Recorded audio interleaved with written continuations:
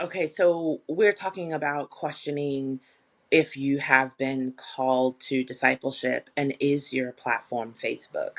So I know like in the groups that I hang out with, the tribes that we talk about that and they're like, but Facebook is for old people. My grandma's on Facebook, and I'm like, yeah, your grandma's on Facebook, but the chances of your grandma having a Facebook account and then just letting her niece or nephew or your best friend, even her grandma, letting her have the phone is so much greater.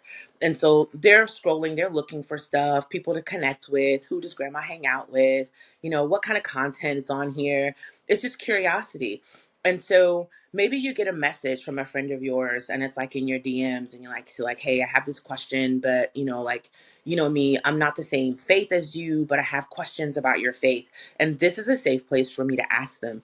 And so you just kind of talk about him, you just answer him, da da da da, and you're like, okay. And then she's like, oh man, I'm so glad you were available. Thanks. And now you've become this safe place for her to talk about Christ with, because in her family, there's some other religion, whatever it may be, but she's exploring and it's not okay for her to explore with her family. So then you give these avenues. If you're on and you get a pull at your heart because you see a post that's like, hey, our family's in need, we don't have this, we don't have that, we don't have this, and you're like, hey mom, we need to do something, I saw this, and you're moved to help, and then you start responding and you get other people to respond. Now you are a catalyst for outreach.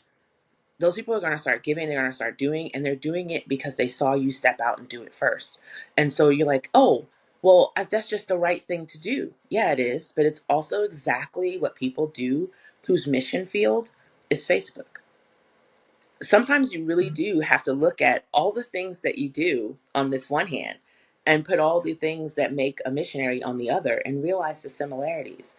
We are actually performing these tasks, these caring acts of kindness out of the goodness of our heart. No one's commanding us and no one's paying us. You are a missionary.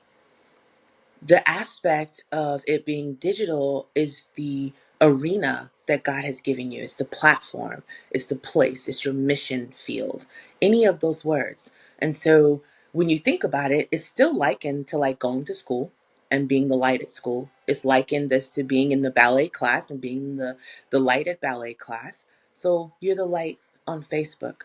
You may be the light in Snapchat.